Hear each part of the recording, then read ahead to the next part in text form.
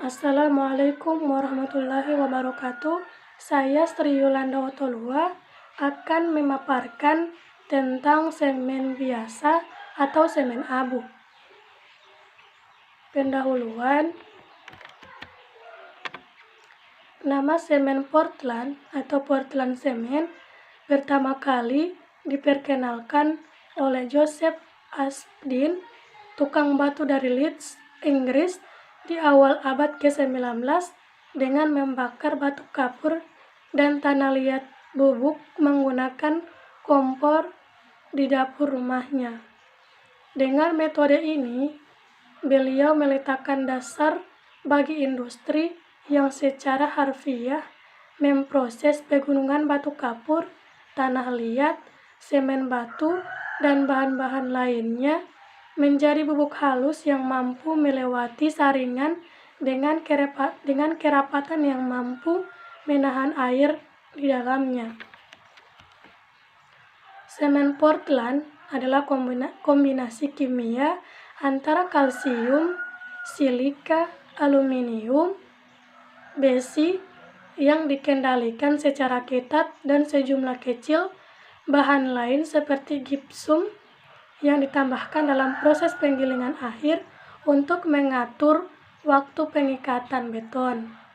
Kapur dan silika mengisi sekitar 85% dari massa. Bahan yang umum digunakan dalam pembuatan semen adalah batu kapur, kerang, dan mar yang dikombinasikan dengan serpih, tanah liat, terak tanur tinggi atau slag, pasir silika, dan biji besi. Semen merupakan bahan bangunan yang digunakan untuk merekat, melapis, atau membuat beton dan lain-lain. Baku pembuatan semen. Yang pertama, batu kapur merupakan komponen yang banyak mengandung CaCO3 dengan sedikit tanah liat, magnesium karbonat, alumina silikat, dan senyawa oksida lainnya. Senyawa besi dan organik menyebabkan batu kapur berwarna abu-abu hingga kuning. Yang kedua, tanah liat. Komponen utama pembentuk tanah liat adalah senyawa alumina silikat hidrat. Klasifikasi senyawa alumina silikat berdasarkan kelompok mineral yang dikandungnya. Yang pertama, kelompok montmorillonit meliputi montmorillonit, beidelit, saponit, dan nitronit. Yang kedua, kaolin meliputi kaolinit, lignit, nakrit, dan halaisit. Yang ketiga, kelompok tanah liat beralkali meliputi tanah liat mika atau ilit. Yang ketiga, pasir besi dan pasir silikat. Bahan ini merupakan bahan koreksi pada campuran tepung baku atau raw mix. Digunakan sebagai pelengkap komponen kimia esensial yang diperlukan untuk pembuatan semen. Pasir silika digunakan untuk menaikkan kandungan SiO2. Pasir besi digunakan untuk menaikkan kandungan Fe2O3 dalam raw mix. Yang keempat, gipsum atau CaSO4 2H2O berfungsi sebagai retarder atau memperlambat proses pengerasan dari semen. Hilangnya kristal air pada gipsum menyebabkan hilangnya atau berkurangnya sifat gipsum sebagai retarder. Semen dapat ditujukan pada gambar 1 dan 2. Semen dapat dibuat dengan dua cara, yaitu cara basah dan cara kering. Perbedaannya hanya terletak pada proses penggilingan dan homogenisasi. Proses pertama yaitu penambangan atau quarry. Bahan tambang berupa batu kapur, batu silika, tanah liat, silikon, aluminium, dan besi oksida yang diekstraksi menggunakan drilling dan blasting. Terdiri dari beberapa penambangan, yaitu pertama penambangan batu kapur, pengupasan atau stripping, membuang lapisan atas tanah, pengemboran membuat lubang dengan bor, tempat peledakan, untuk tempat peledakan, blasting atau peledakan dengan teknik electrical detonation. Yang kedua, penambangan batu silika. Penambangan silika tidak membutuhkan peledakan karena batuan silika merupakan butiran yang saling lepas dan tidak terikat satu sama lain. Penambangan dilakukan dengan pendorongan batu silika menggunakan dozer ke tepi tebing dan jatuh di loading area. Yang ketiga, penambangan tanah liat dilakukan dengan pengerukan pada lapisan permukaan tanah dengan ekskavator yang diawali dengan pembuatan jalan dengan sistem selokan selang-seling. Proses yang kedua yaitu crushing. Pemecahan material hasil penambangan menjadi ukuran yang lebih kecil dengan menggunakan crusher. Batu kapur dari ukuran kurang lebih dari 1 meter menjadi kurang lebih dari 50 meter. Batu silika dari ukuran yang kurang lebih dari 40 cm menjadi kurang lebih dari 200 mm. Proses yang ketiga yaitu conveying. Bahan mentah ditransportasikan di area penambangan ke lokasi pabrik untuk diproses lebih lanjut dengan menggunakan belt conveyor. Proses yang keempat, penggilingan bahan baku. Yang pertama, proses basah. Penggilingan dilakukan dalam raw mill dengan menambahkan sejumlah air, kemudian dihasilkan slurry dengan kadar air 34 sampai dengan 38%. Material-material ditambahkan air diumpankan ke dalam raw mill. Karena adanya putaran, material akan bergerak dari satu kamar ke kamar berikutnya. Pada kamar 1 terjadi pemecahan dan kamar 2/3 terjadi gesekan sehingga campuran bahan mentah menjadi slurry. Proses carrying terjadi di Dowden Mill yang terdiri dari drying chamber, COM1 dan 2. Material-material dimasukkan bersamaan dengan dialirkan gas panas yang berasal dari suspension preheater dan menara pendingin. Pada ruangan pengering terdapat filter yang berfungsi untuk mengangkut dan menaburkan material sehingga gas panas dan material terkontaminasi secara merata sehingga efisiensi dapat tercapai. Terjadi pemisahan material kasar dan halus dalam separator. Yang proses yang kelima, homogenisasi. Proses basah, slurry dicampurkan di mixing basin. Kemudian slurry dialirkan ke tabung koreksi.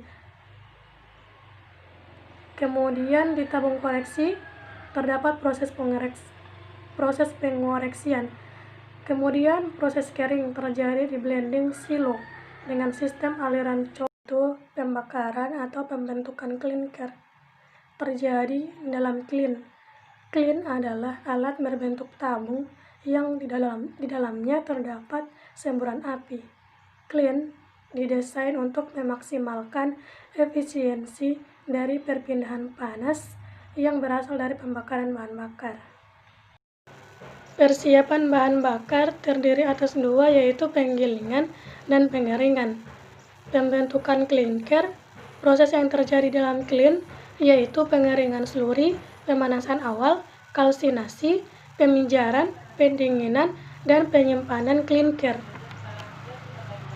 Pengeringan slurry terjadi pada daerah sepertiga panjang kiln dari inlet pada temperatur 100 sampai dengan 500 derajat Celcius, sehingga terjadi pelepasan air bebas dan air terikat untuk mendapatkan padatan tanah kering. Pemanasan awal terjadi pada daerah sepertiga setelah panjang kiln dari inlet. Selama pemanasan tidak terjadi perubahan berat dari material, tetapi hanya peningkatan suhu yaitu sekitar 600 derajat Celcius dengan menggunakan preheater.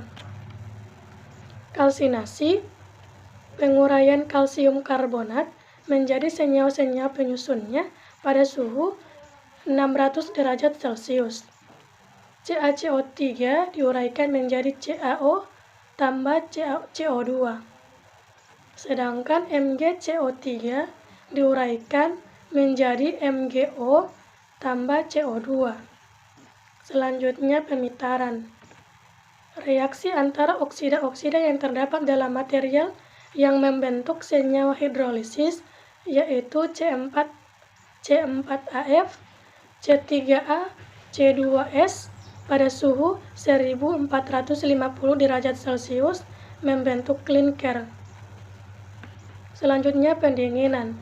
Terjadi pendinginan klinker secara mendadak dengan aliran udara sehingga klinker berukuran 1150 sampai dengan 1250 gram per liter. Klinker yang keluar dari cooler bersuhu 150 sampai dengan 250 derajat Celcius. Selanjutnya transportasi dan penyimpanan klinker. Klinker kasar akan jatuh ke dalam penggilingan untuk dihaluskan. Kemudian dengan rak chain klinker yang telah dihaluskan diangkat menuju silo klinker atau langsung ke proses semen mill untuk diproses lebih lanjut menjadi semen. Semen sel merupakan proses penggilingan akhir di mana terjadi penghalusan klinker bersama 5% gipsum alami atau sintetik. Secara umum dibagi menjadi 3 proses, yaitu penggilingan klinker, pencampuran, dan pendinginan. Keuntungan dan kerugian proses basah. Keuntungan, kadar alkalisis, klorida, dan sulfat tidak menimbulkan gangguan penyempitan dalam saluran material yang masuk ke dalam klin. Yang kedua, deposit yang tidak homogen tidak berpengaruh karena mudah untuk bercampur dan mengoreksinya. Yang ketiga, pencampuran dan koreksi slurry lebih mudah karena berupa larutan. Yang terakhir, fluktuasi. Selanjutnya, pollution controlling device. Yang pertama, polusi yang dihasilkan berupa polusi udara dalam bentuk debu dan sisa pembakaran yang tidak sempurna atau CO. Yang kedua, pemisahan debu terdiri atas filtrasi dan elektrostatik. Yang ketiga, CO terdiri penggunaan catalytic converter atau mengoksidasi CO menjadi CO2. Hasil akhir, semen PPC, semen campuran yang menggunakan pozolan sebagai bahan tambahan pada campuran terak dan gips dalam proses penggilingan akhir. Sesuai untuk pengecoran beton massa, dam irigasi, bangunan tepi laut atau rawa yang memerlukan ketahanan sulfat dan panas hidrasi sedang. Selanjutnya, jenis-jenis semen. Yang pertama, semen Portland T. Terdiri dari beberapa tipe. Yang pertama, semen Portland tipe 1 dipakai untuk keperluan konstruksi bangunan biasa yang tidak memerlukan persyaratan khusus seperti bangunan rumah pemukiman, gedung-gedung sekolah dan perkantoran, bangunan pabrik, gedung bertingkat, dan lain-lain. Yang kedua, semen Portland tipe 2 dipakai untuk keperluan beton yang memerlukan ketahanan sulfat atau panas hidrasi sedang. Biasanya, semen ini digunakan untuk bangunan pinggir laut atau pelabuhan, aliran irigasi, landasan jembatan, bangunan di atas tanah rawa, beton massa untuk dam-dam. Semen Portland tipe 3 dipakai untuk konstruksi bangunan yang memerlukan kekuatan tekan tinggi pada fase permulaan setelah pengikatan terjadi. Biasanya digunakan untuk daerah yang bersuhu dingin, bangunan bertingkat, dan bangunan dalam air yang tidak memerlukan ketahanan terhadap sulfat. Yang keempat, semen Portland tipe 4. Penggunaannya memerlukan panas hidrasi rendah karena mengandung C4AF dan C2S lebih banyak. Pengerasan dan perkembangan kekuatannya lambat. Digunakan untuk bangunan di daerah panas, pembuatan beton, atau konstruksi berdimensi tebal. Yang terakhir, semen Portland tipe 5. Semen Portland dengan daya tahan sulfat yang tinggi, termasuk tahan terhadap larutan garam sulfat dalam air. Digunakan untuk bangunan yang berhubungan dengan air laut, air buangan industri, bangunan yang pengaruh gas atau uap kimia,